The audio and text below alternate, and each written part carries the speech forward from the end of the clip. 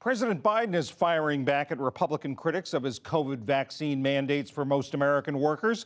Some GOP governors are threatening to file lawsuits over the issue. This morning, while visiting a school in Washington, the president told his opponents to have at it. I am so disappointed that particularly some Republican governors have been so cavalier with the health of these kids, so cavalier with the health of their communities. We're playing for real here. This isn't a game. Florida Governor Ron DeSantis is among the Republicans opposing the policy. He attacked it today in Ponte Vedra Beach. When you have a president like Biden issuing unconstitutional edicts against the American people, we have a responsibility to stand up for the Constitution and to fight back, and we are doing that in the state of Florida. DeSantis won a round today in a related battle. A state appeals court allowed him to enforce a ban on mask mandates for public school students. That's pending a final ruling on that order. We'll return to the vaccination fight after the news summary. In Afghanistan, the Taliban allowed more people to leave Kabul today, the second departure in as many days. They were on a Qatar Airways flight that reportedly carried 158 passengers to Doha. White House officials say 19 Americans were on board. President Biden and China's President Xi Jinping have had their first direct talk in 7 months.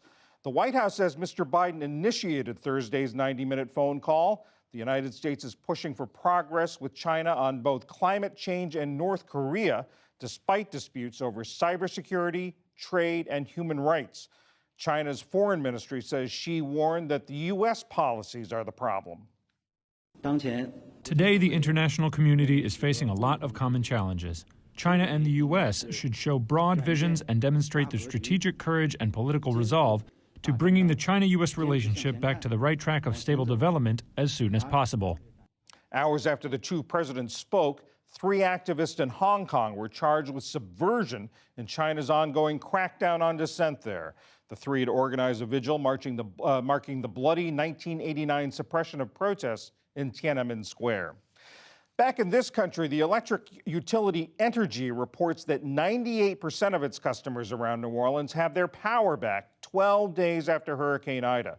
Some 220,000 others remain in the dark across southeastern Louisiana. In the Pacific, Hurricane Olaf caused minor damage overnight along Mexico's Los Cabos resort area. It later veered back out to sea. Los Angeles Dodgers pitcher Trevor Bauer will not return to play this year. He's under investigation over sexual assault allegations, and he's been on paid leave since July. Today, Major League Baseball extended that leave through the World Series. The Dodgers, the defending world champions, have the second-best record in the National League. A major ruling in a tech fight today. A federal judge in California ordered Apple to stop making app developers use its payment system in the App Store.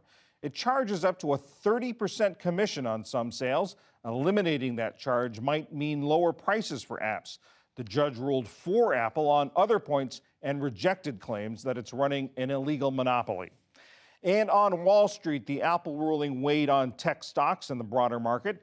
The Dow Jones Industrial Average lost 271 points to close at 34,607. That's down 2% for the week. The Nasdaq fell 132 points today, and the S&P 500 gave up 34. Still to come on the NewsHour, how the 9/11 terror attack shaped American foreign policy. The Smithsonian helps to preserve the memories of that day through artifacts.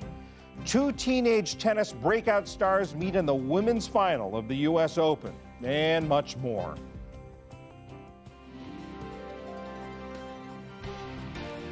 This is the PBS NewsHour from WETA Studios in Washington and in the West from the Walter Cronkite School of Journalism at Arizona State University.